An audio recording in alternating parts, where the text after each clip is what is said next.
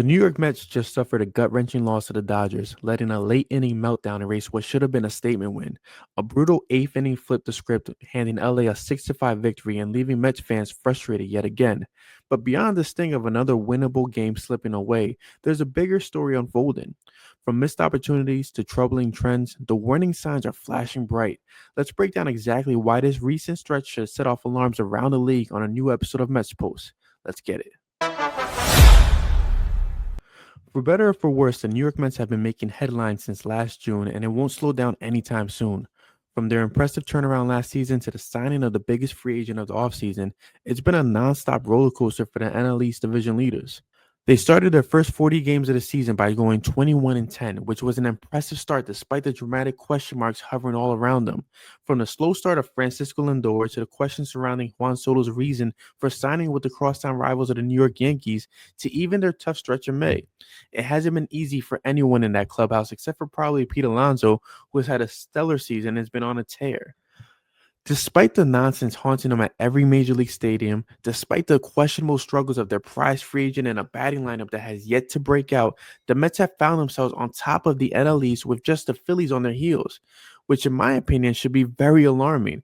It should be an eye-opening moment for every opposing team across the league. The Mets boast one of the better records in baseball while still struggling to find not only their groove, but their identity on offense. That's a scary team to go up against, especially in October. Their pitching rotation and bullpen is one of the best in the majors without a doubt. Davis Stearns really took a group of misfits and maximized on their potentials, ensuring that Steve Cohen's ball club is getting what they paid for.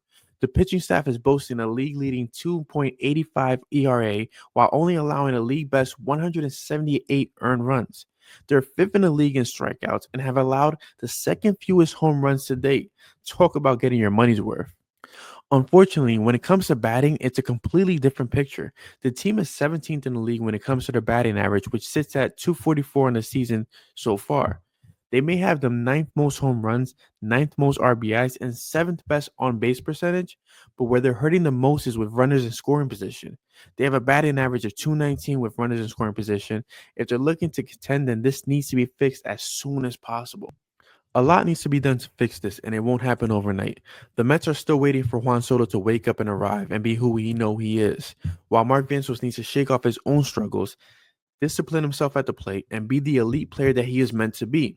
The same applies for Francisco Lindor, who had a very slow start to the season but has recently started to find his own groove. Unfortunately, in the meantime, Soto will be the only one we can expect to see changes from. The reason being is because Mark Vientos is now on IL with a low-grade hamstring strain, and Lindor is day-to-day due to his broken pinky toe.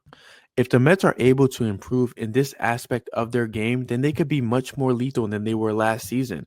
Imagine having to pitch to a lineup with power hitters like Lindor, Soto, Vientos, and Alonso. Come playoff time, that group will make or break the team's World Series hopes. What do you think the Mets should do to get their guys going when there's runners in scoring position? Do they need to mix up the lineup a bit, or should they bench some of their established vets who are struggling? Be sure to let me know your thoughts in the comments below. Also, like the video, subscribe to the channel. I'll be back next week to break down the team's progress or lack thereof. Until next week, I'm your host, Brian Cameron, and thank you for tuning in to another episode of Mets Post. Let's go Mets.